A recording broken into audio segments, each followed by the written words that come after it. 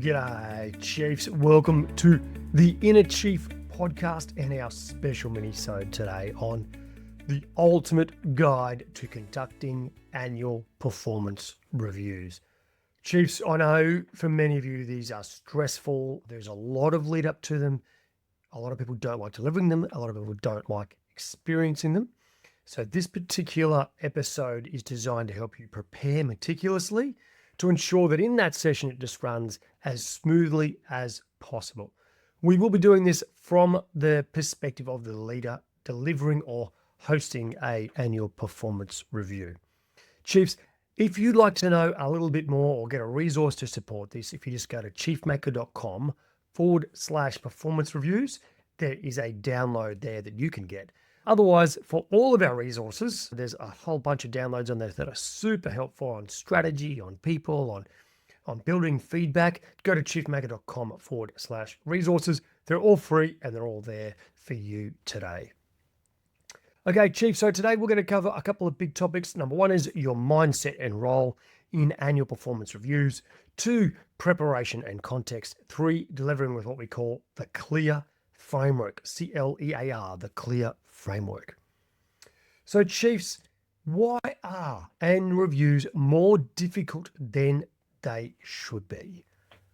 First and foremost, your preparation or the preparation of the leader does not set you up for success. And you end up in these really difficult kind of sessions that can be awkward, where we're all having to agree a kind of position we don't want to. There's too much emotion focused on the negative. In fact, when you walk into that room, if you've got all this emotion built up inside of you about this session, I absolutely guarantee you it's going to be a little bit more difficult than it should be. The next challenge we all face is a poor rating system or discipline. If you have an internal rating system, then this is something you need to get right and be clear about before. That leads us on to the next one, of course, which is that standards of performance are unclear or not maintained, or the rating or session is a surprise to the team member. We're going to talk about this in depth today. Of course, that is connected to something which we call no rhythm throughout the year. Right, let's get into this, Chief. Start with your mindset. Now, anyone that's been involved with Chief Maker and knows our history knows that the very first job of a leader is to create clarity and flow. We speak a lot about that. That's because my history is in elite sport and business. I always think when an athlete runs on the field, if they have clarity and flow, they can do their job better. So we speak about at a high performance teams level. This is our high performance teams framework. That's available on our resources page 2, right? And there's this 5 pillars to a high performance team: mission, people, culture, tools, and execution. We need to clarify the mission, the vision, the strategy, the roles, the metrics. We need to get the right people on the bus. This is team. The right people on the bus, the right people off the bus, and the right people in the right seats. We need to build a fantastic culture that's energizing, that has great feedback, that holds people accountable, and that is what everyone wants to come to work every day. We give people the right tools to do their job. That's the hardware, the software, the policy, the systems, and the scoreboards to do their job. And last of all, a high-performance team executes. So we need governance, we need measurement and tracking of strategy, we need risk management and good communications. Now, when you think about an annual performance review, it actually stitches together all of these elements for each person of your team. It really allows you to clarify the mission for that person. It allows you to assess that person and ensure they are the right person for the business and that they are in the right seat for the next year. It allows you to set the expectations and then confirm those a year later. It allows you to confirm what kind of tools you might need to help this person do their job. And of course, because it helps you hold people accountable and get them to focus on the right things, it drives execution. So the annual performance reviews stitch together your high performance team. So you cannot cut corners on them. Chief, as you rise up through the ranks of an organization, it's a bit like sport. You go from being a player, an athlete on the field, lacing up the boots. Then you become captain, and you're responsible for the on-field play. Then, if you do a great job, and I'm sure if you're listening to this, you've now been promoted to coach. You can't lace up the boots anymore. Now it is all about developing people, moving people around, getting them to a place where they can flourish. Ahmed Fahor, former CEO of Australia Post, said this in the Australian Financial Review. As a CEO, if you're not spending half your time working on talent and talent management, you're doing the wrong thing. You are much more like an elite sport coach, coaching, developing, growing people, that talent management piece. How could you possibly do that without some sort of formal annual review or regular review kind of process? Now, you might work for a big company, big corporate where this is all really structured. You might work for a small business. It doesn't matter. I don't care how structured it is. I don't care if you've got scales and systems or processes in place. Take the mindset that this is important and a critical part of your job. Why? Because leaders are dealers in hope. Your role as a leader is to create that hope. You help people achieve their goals and career dreams. And you do that, as I said before, by creating that clarity and flow. They can come to work then, do a fantastic job in line with company objectives, and everybody wins. Having someone's career progression in your hands is a privilege. It is a privilege. Giving clear and fair feedback is actually being kind. I often say, hey, listen, a really rubbish or shit teammate doesn't give feedback. A fantastic teammate gives feedback. So does a fantastic boss. When you're giving this kind of feedback, because we're about dealing hope and because we're about helping this person achieve their career dreams, we must be thinking about feedback over the long term. To help someone achieve a job 5-10 years from now, what do they need to hear now to help them get there?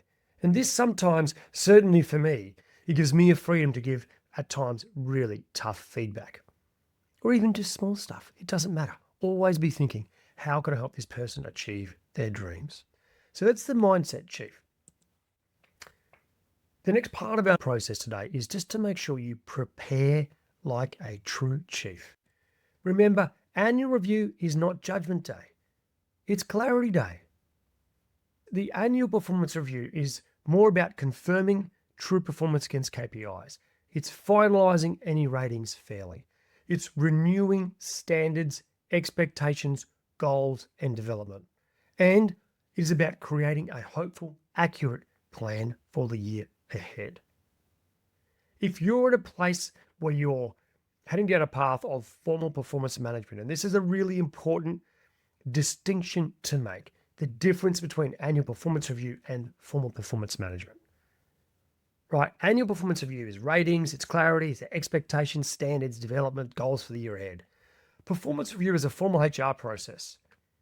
Everybody gets annual performance review. Only people who are serially underperforming and now becoming toxic and cannot be saved, well, we're at a point where we need to save them. That's a formal HR process. It's repeated underperformance. You've already given clear prior feedback. You've defined consequences. You've counseled to improve, and now you're at removal. That's a different kind of process. Okay, so be really clear about what this is. A lot of people go into annual performance review thinking this is the moment for formal performance management. Well, then what does it mean for your best people or your middle performers? Okay, we need something that serves everyone, and then there's a secondary channel for those that are just repeatedly underperforming, and that's performance management. Now, before you go into the meeting, before you go into your annual performance review, just remember, it's never done in isolation. Performance reviews are a part of a much broader environment and personal history. Spending time before the session to understand this and understand what's going on for the person in front of you is invaluable for all parties. We have 6 context lenses. Remember, Chief, if you want to just see this in detail, this is on YouTube, but it's also in the downloads on our website. Either go to chiefmaker.com/resources or chiefmaker.com/performance reviews. So there's 6 context lenses. Number 1 is the person. That is the individual, the human being with a beating heart that's in front of you. What are their aspirations? How has their performance been in the last year against KPIs and goals? And what is their career trajectory? Are they going up? Are they going sideways? Or are they going down? That's context number 1. Think about that. Number 2 is the business itself. Their role within that, the team culture, and very importantly, business and team results. This is all about urgency, or how much of a lift we really need from all members of the team. The third element is standards. What are the current agreed behavioural and performance standards, and what does excellence look like? Now, have they been agreed prior? If they haven't been agreed prior, then this annual performance review is your first chance to set it up. If you go in and try and hold someone to account on expectations that haven't been set, good luck to you. I absolutely guarantee you'll end up in debate. So, clarify where the standards are at. 4 is evidence. Any evidence of performance or data that's both really good, average, not so good, be clear on the evidence. So when you're in that meeting, you can give very specific feedback about their performance to help them achieve their career goals. 5 is the process. Any ratings, policy, bonus, salary or remuneration benefits, you need to be clear on all that. Get that context clear about what the rules are, the company policy, so you can deliver this clearly. And last is the future, what the next 6 to 12 months requires. So if you just spend, honestly, this would take you 5 minutes. Get clear on the person, get clear on the business, get clear on the standards, get the evidence that you need, be clear on the process and know what the future holds. You're set up. You know what's going to happen now. And remember, if you went in without being clear on that, there's always going to be a part of you that feels somewhat underprepared. Now, it's important, Chief, before you go into the meeting, to be clear on rating and review discipline. Whatever process you have, it could be formal or informal, I don't care. It's important you apply a standard approach to goal setting, developing, rating, and rewarding your people. Okay? If you're not fair and consistent, then what you end up doing potentially is either rewarding low performance or inflating reviews and ratings to avoid discomfort, compressing everyone into similar ratings, rating without clear evidence, or annoying your high performers and rewarding your low performers.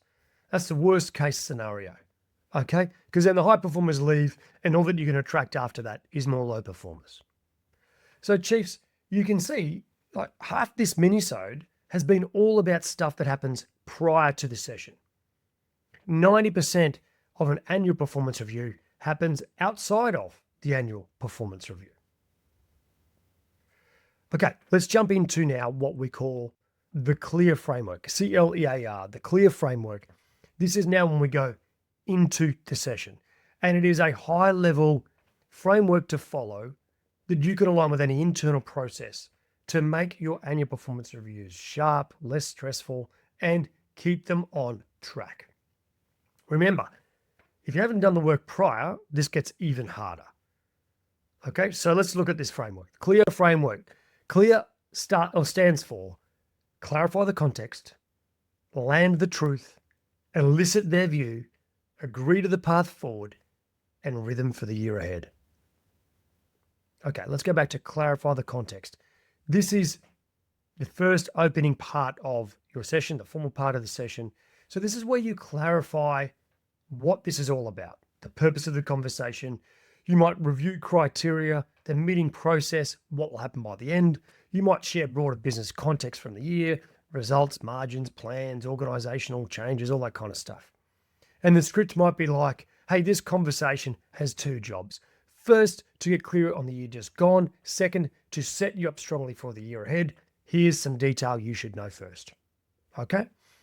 The next is land the truth and elicit their view. This is when we get into a bit of a career conversation.